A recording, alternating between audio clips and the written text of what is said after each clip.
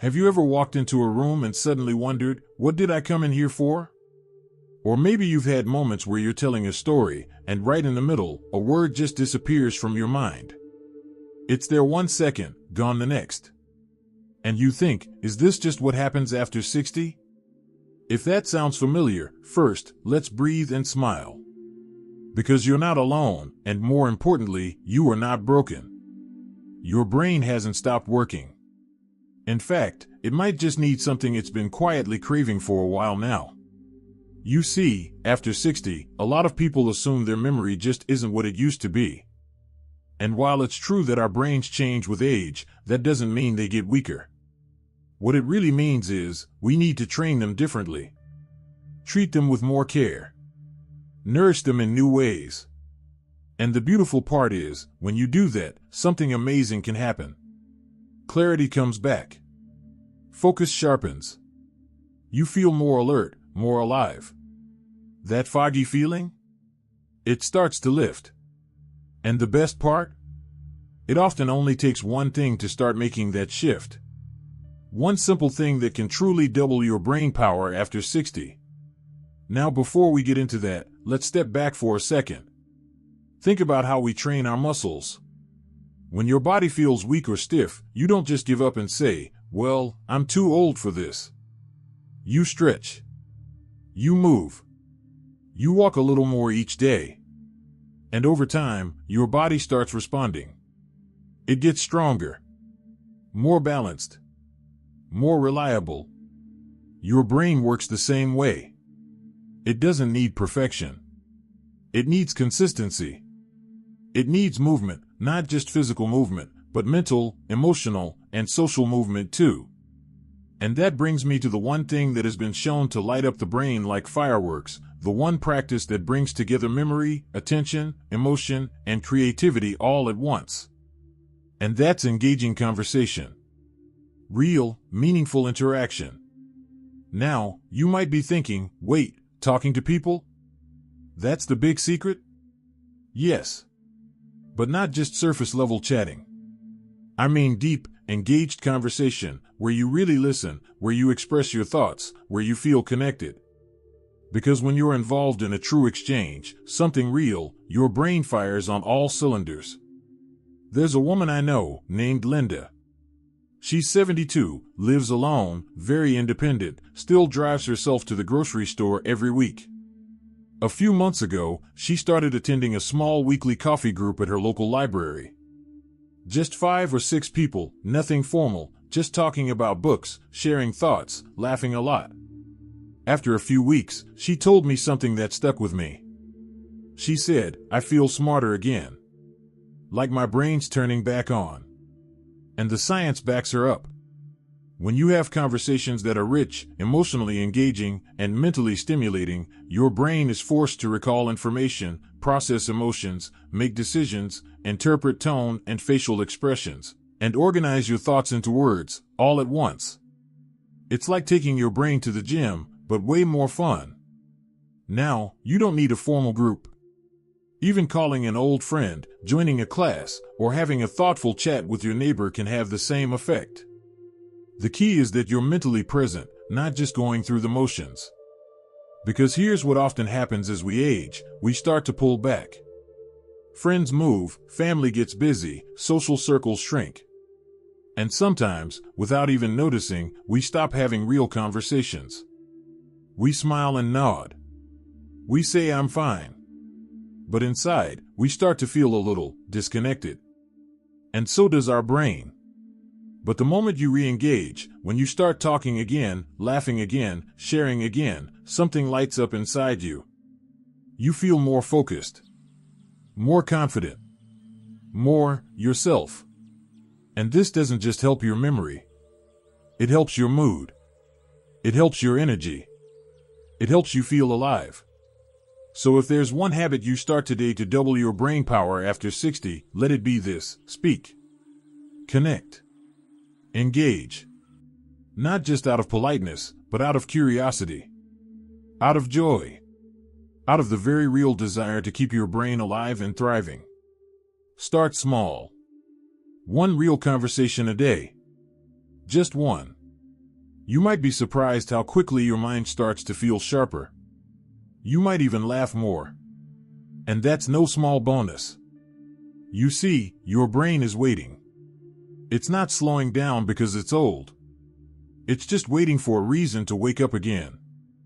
If you're still watching and feel that these insights are meaningful, please type number 2 in the comments to let me know you're still with me. And if you haven't subscribed yet, I warmly invite you to do so, and don't forget to turn on the bell, so you won't miss any of our upcoming videos designed to uplift, inform, and inspire. Your support truly means a lot. It's what keeps us going and allows us to continue sharing thoughtful, helpful content just for you. Now, let's continue this journey together. Now that we've opened the door to deeper connection and meaningful conversation, you might already feel something stirring. A kind of mental shift. A lightness. And that's because the moment we engage, really engage, with someone else, our brain gets exactly what it's been craving: attention, stimulation, purpose. But here's where it gets even more interesting. Conversation may be the spark, but to truly keep the fire going, your brain needs variety. Just like your body doesn't thrive on the same meal every day, your brain doesn't flourish on the same routine thinking. It loves challenge, novelty, a little bit of surprise.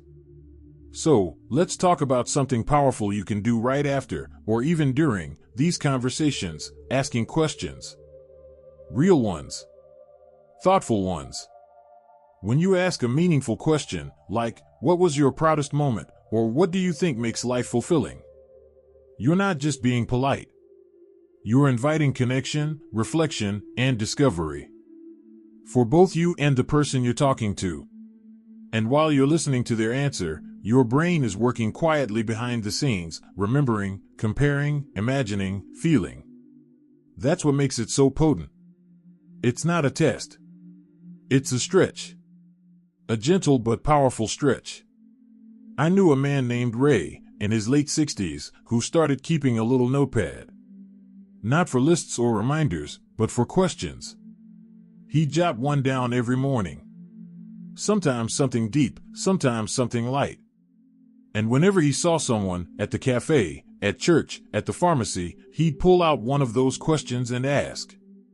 And you know what happened? People lit up. And so did Ray. He told me, "It's like my brain feels 10 years younger."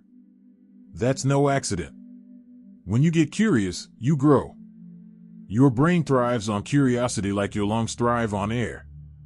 And here's the best part: the more questions you ask, the more naturally your mind begins to generate ideas, make connections, and recall details. It's like turning on a tap. Once it's flowing, it just keeps going. And speaking of recall, there's another habit, tied closely to conversation, that gives your brain a true workout. It's storytelling. Not just telling a story to entertain, but reliving a memory out loud, weaving it with details, emotion, and reflection. The next time you're chatting with someone, instead of just saying, "We used to go camping," try this: "We used to drive up to Lake Lillian every summer. I still remember the way the pine trees smelled after it rained. My son caught his first fish there when he was 8, wouldn't stop talking about it for weeks." See the difference? When you tell a full, rich story, you're asking your brain to remember, organize, and express. You're painting a picture in someone else's mind, and in doing so, you're also reinforcing your own memory and emotional well-being. There's something very healing and very energizing about sharing your life's little moments. Plus, stories are sticky. They bring people in. They invite more stories. And that, again, leads us right back to what we began with: deeper connection. Now let's not forget, there are going to be days when you don't feel like talking much. And that's okay.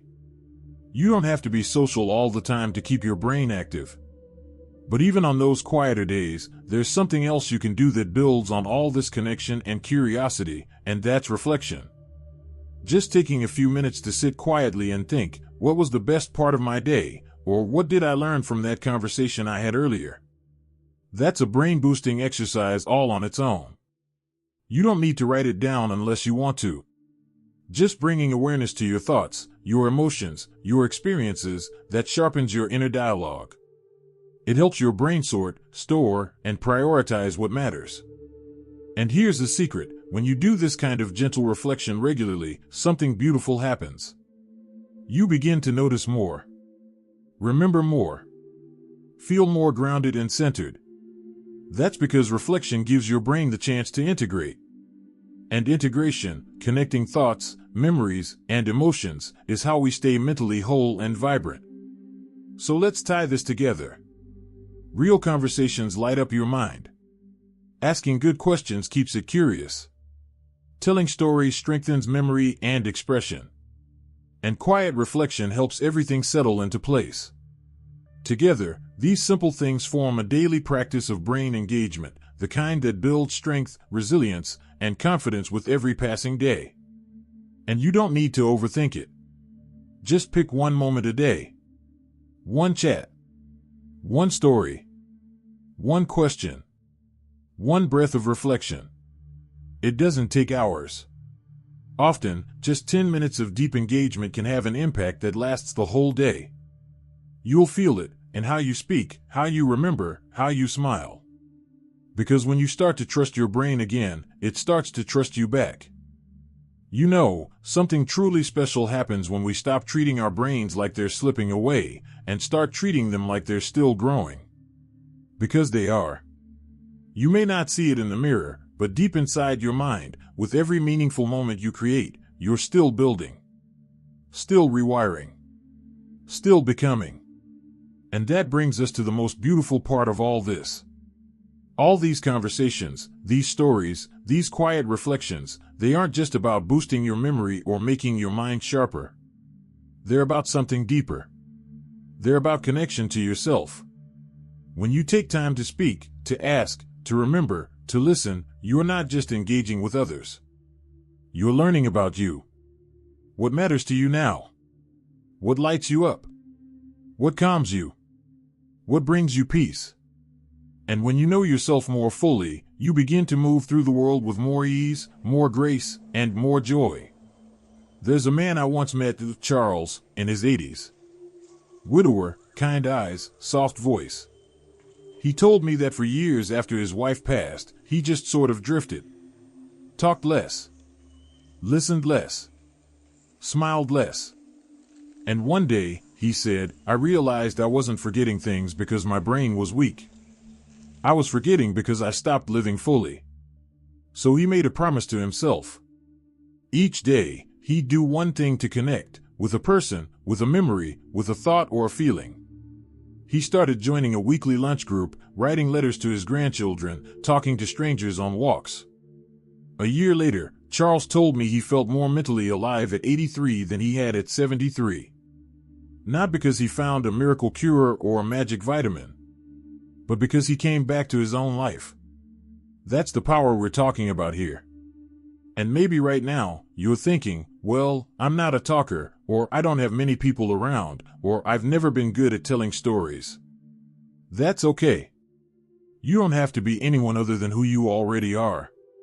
You just have to show up. For yourself. With presence. With curiosity. Call one person. Tell one memory. Ask one new question. Even if you're only connecting with yourself in a quiet moment over tea, that still counts. That still works. That still builds your brain. And here's something else worth knowing. This one thing we've been talking about, connection, doesn't just help your memory or attention in the short term. It's been shown to protect your brain in the long run. Studies have linked strong social interaction and active engagement to lower risk of dementia, reduced anxiety, and better cognitive health well into later years. So every time you reach out, even if it feels small, you're doing something powerful for your mind. You're choosing mental strength, emotional clarity, personal growth. And when you stack those little choices day after day, you begin to feel something shift inside. You start waking up with more interest in the day, more energy, more spark. You start believing in your brain again, not because it's perfect, but because it's yours. And you're taking care of it. That's the real win. It's not about remembering every little detail. It's about feeling present in your own skin. Having moments where you laugh so hard you forget the years. Moments where a memory comes back so vividly, it brings tears to your eyes. Moments when you realize, I'm still here. I'm still me. And that, my friend, is the moment your brain doubles in power. Not because it suddenly became younger, but because you chose to use it with joy, with meaning, with love. So let this be your reminder. You are not fading. You are not behind. You are not losing it. You are still growing. You are still capable. And you are still powerful, mind, heart, and spirit. And now, I want to hear from you. What's one thing you've done lately, just one little moment, that made you feel mentally sharp or emotionally awake? Was it a conversation? A memory? A new question you asked? Share it in the comments. Let's inspire each other. And if this message spoke to you, even just a little, give the video a like and subscribe for more heart-to-heart conversations just like this. Because you deserve to feel strong. You deserve to feel clear. You deserve to feel alive every single day. So here's to your brain, steady, surprising, and still so full of potential. Here's to your life, not slowing down, just getting deeper. And here's to you, showing up, taking charge, and proving that clarity, connection, and joy aren't just for the young. They're for you, right now, today, and every day moving forward. You've got this. And we're with you, every step of the way.